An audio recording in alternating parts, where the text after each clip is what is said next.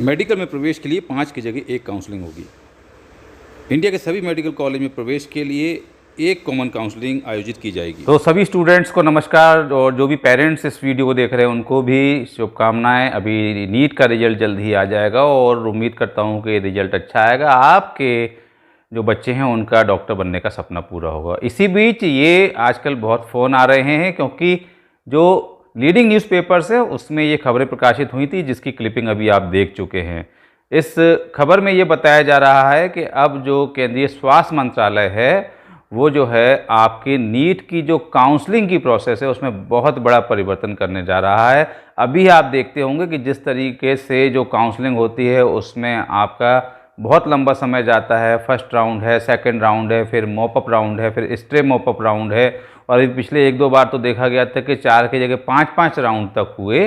तो अब इस कॉम्प्लिकेशन से और जो छात्र हैं उनको अपनी इस कॉम्प्लिकेशन और इस सब लंबी चौड़ी जो प्रोसेस होती है उससे बचाने के लिए एक नया जो है प्रोसेस लागू किया जाएगा, एक नया सिस्टम लागू किया जाएगा।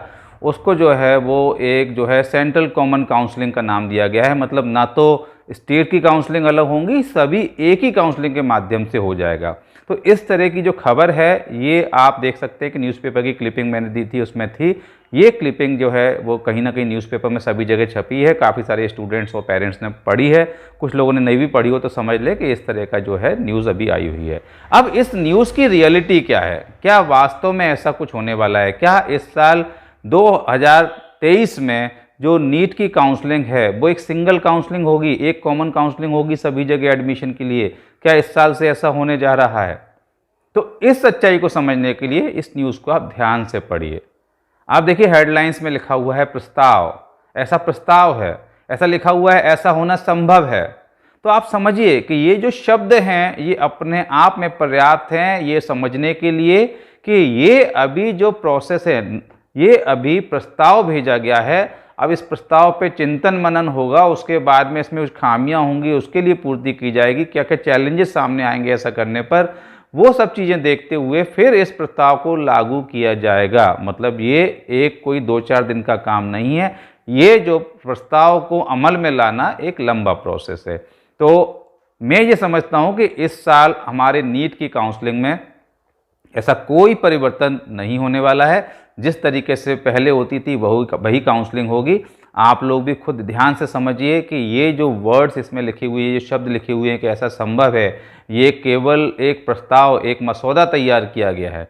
इस मसौदे पे आगे यदि ऐसा हो जाता है तो निस्संदेह एक कॉमन काउंसलिंग होने से स्टूडेंट्स को बहुत फ़ायदा मिलेगा, काफ़ी सारा उनके समय की बचत होगी, काफ़ी सारी उनके पैसे की बचत होगी। क्योंकि अभी आप देखते हैं कि हर स्टेट की अलग काउंसलिंग, हर स्टेट में एक अलग अमाउंट, कुछ रिफंडेबल अमाउंट होता है, कुछ नॉन रिफंडेबल अमाउंट होता है। कहीं पर सीट ब्लॉक कर दें तो उसका पैसा फंसता है। तो इस तरीके से समय भी बहुत सारा बर्बाद होता है। यदि आप किसी जगह पर जा रहे हैं, आप समझिए मतलब बहुत तरीके से पैसा भी बर्बाद हो रहा है, समय भी बर्बाद हो रहा है। नीट का काउंसलिंग, मैं हमेशा से कहता आया हूँ, नीट का काउंसलिंग इंडिया में एक बहुत ही कॉम्प्लिकेटेड प्रोसेस है। अब यदि एक कॉमन काउंसलिंग हो जाती है तो इससे छात्रों को, पेरेंट्स को बहुत राहत मिलेगी। मैं भी हमेशा से कहता आ रहा हूँ कि ऐसी कोई सिस्टम होना चाहिए कि एक सरल प्रक्रिया बने जो कि स्टूडेंट्स को समझ में आए। निस्संदेह हम जैसे लोगों का नुकसान होगा, क्योंकि जब सरल प्रक्रिया हो जाएगी तो आप लोगों को एक्सपर्ट काउंसलर की मदद की ज़रूरत नहीं पड़ेगी। लेकिन मैं ये मानता हूँ कि कोई भी निर्णय स्टूडेंट्स के हित में होना चाहिए। तो ये जो निर्णय है ये भी स्टूडेंट्स के हित में होने वाला है। यदि ऐसा होता है तो मैं इसका स्वागत करता हूँ। लेकिन आप ध्यान रखें कि इस साल मुझे लगता है कि ऐसा कुछ होगा नहीं।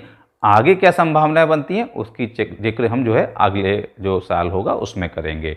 अभी की जो नीट की काउंसलिंग है उसकी क्या प्रक्रिया होती है, कैसे क्या आपके राउंड्स होते हैं, किस तरीके से फर्स्ट राउंड सेकंड राउंड में कॉम्बिनेशन होना चाहिए, कैसे आप जो है सेंट्रल काउंसलिंग जो नेशनल काउंसलिंग होती है उसमें स्टेट काउंसलिंग में पेयरिंग करें, इस सब की जानकारी आपको बहुत अच्छे से होनी चाहिए। इस साल आपको एडमिशन लेना है तो वो आपके लिए बहुत ज़रूरी है। तो यदि आप जानना चाहते हैं कि किस तरीके से आपको पैरेलल कॉम्बिनेशन बनाना चाहिए, किस तरीके से इस साल आपकी काउंसलिंग होने वाली है, तो उसके लिए अगले कुछ दिनों में मैं एक और वीडियो बनाऊंगा। यदि आप उस वीडियो को देखना चाहते हैं तो आप इस चैनल को सब्सक्राइब जरूर कर दें, जिससे आपके पास नोटिफिकेशन पहुंचे।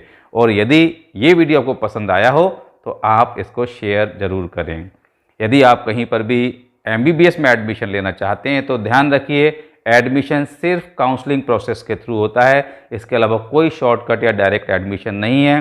कई जगह पर मैनेजमेंट कोटा ना होते हुए मैनेजमेंट कोटा की बातें छात्रों से, पालकों से की जा रही हैं, तो थोड़ा सा अवेयर रहें।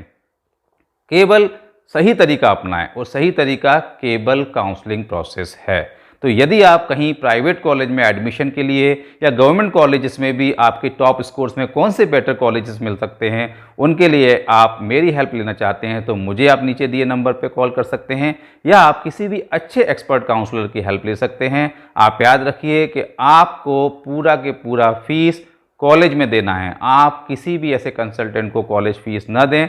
ऐसे केसेस हर साल बहुत सारे आते हैं, यहाँ पर पेरेंट्स बताते हैं कि उनसे गलत तरीके से गलत फीस ले ली गई। तो सावधान रहिए, अवेयर रहिए और सही तरीके को अपनाइए। आपको शुभकामनाएं, आपके बच्चों का सही जगह पे एडमिशन हो, उनके डॉक्टर बनने का सपना पूरा हो।